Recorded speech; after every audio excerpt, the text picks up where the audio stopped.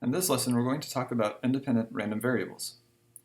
So we've already talked about independent events, and I have that linked here if you need to go see the lesson on independent events.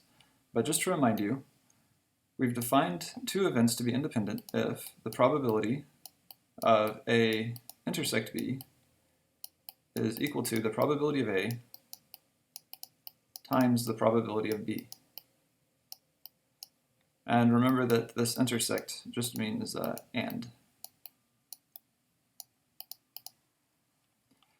So for random variables, we have these associated events, right? So random variables are functions which take elements in the sample space and map them to real numbers. And so we have the event that x is in some subset of the real numbers, and the event that y is in some subset of the real numbers. The random variables x and y are independent if all such events are independent events. So in other words, the probability that x is in A and y is in B is equal to the probability x is in A times the probability y is in B.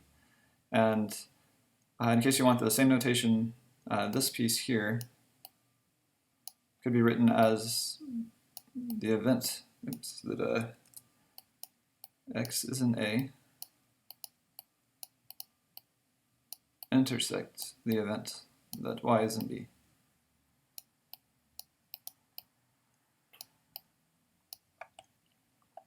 So let's look at an example of two independent random variables. So we're going to go with the classic coin flip example. Suppose a coin is flipped twice, and x is 1 if the first flip is 0, and 0 if the first flip is tails. Sorry, x is 1 if the first flip is heads, and 0 if the first flip is tails. I don't know if I said that correctly. And y is 1 if the second flip is heads, and 0 if the second flip is tails. Then the claim, so this here is the claim, is that x and y are independent random variables. So let's look at the probability space first before we show that they are independent. The outcomes of two coin flips are going to be a heads and a heads and a tails and a heads, or a tails and a tails. So omega here, equal to this, represents the entire sample space. These are all the possible outcomes. And the probability on the sample space is p of omega equals 1/4 for each point omega in capital Omega. So the random variables x and y are defined as follows. X of heads heads and x of heads tails are both 1. So remember that x is 1 if the first flip is heads, and these are all the cases where the first flip is heads. And x of tails heads and x of tails tails are both 0, because those are all the cases in which the first flip is tails. On the other hand, y of heads heads and y of tails heads are both 1, because the second flip is heads, and y of heads tails and y of tails tails are both 0, because those are the sample points in which the second flip is tails. So when we're looking at subsets of R, it really only matters to check subsets where x and y can actually have values. So x and y are either 0 or 1. In other words, we don't need to check the interval from like 10 to 15 in the real numbers. So let's check the interval, or the subsets. A equals just the point 0, and B equals just the point 0. So the probability that x is in A and y is in B is the probability that x equals 0 and that y equals 0, because A and B just have 0.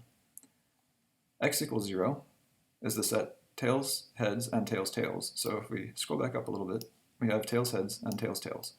Or in other words, there's a tail in the first flip. And y equals 0 is heads, tails, and tails, tails. So there's a tails in the second flip. And therefore, the only point at which x equals 0 and y equals 0, if we intersect the two sets, is tails, tails. And the probability of tails, tails is 1/4. So the probability in this case that x is in A and y is in B is 1/4. Now let's check the product of the probabilities. So the probability that x is in A is the probability of tails heads or tails tails, in other words, a tails on the first flip, which is a 1/2 chance. And the probability that y is in B is again the probability that there's a tails in the second flip, which is a 1/2 chance. The product of 1/2 times 1/2 is 1/4, and so these two probabilities are the same, which is this product and this probability. So you could go through and check whenever A equals 0 and B is the set 1, or A is the set 1 and B is the set 0, and so on.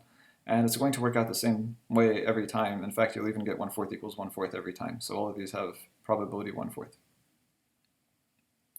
If you check sets in which there are no values, as I mentioned a little bit earlier, like from 10 to 15, you're just going to get 0 and 0 because there's no chance that x and y are in 10 to 15, and 0 times 0 equals 0. So there's no real reason to check those sets.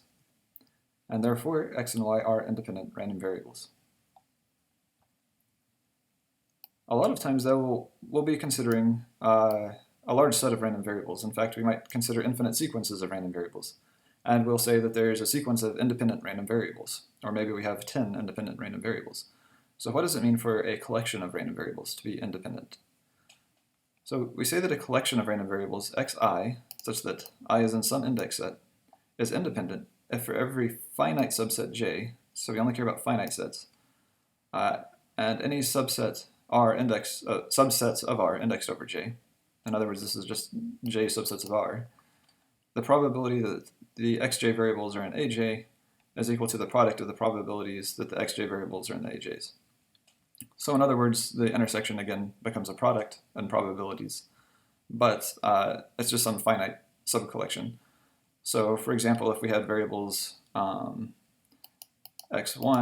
x2, x3, and so on, and this could go on forever, then the probability that x1 is in A1 and x4 is in A4, I'm running out of space here.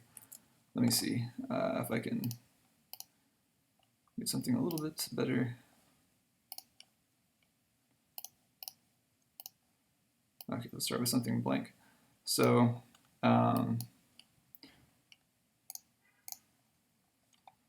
probability that x1 is in A1 and x4 is in A4 and you can put in any number 9 is in A9 is equal to the probability x1 is in A1 times the probability x4 is in A4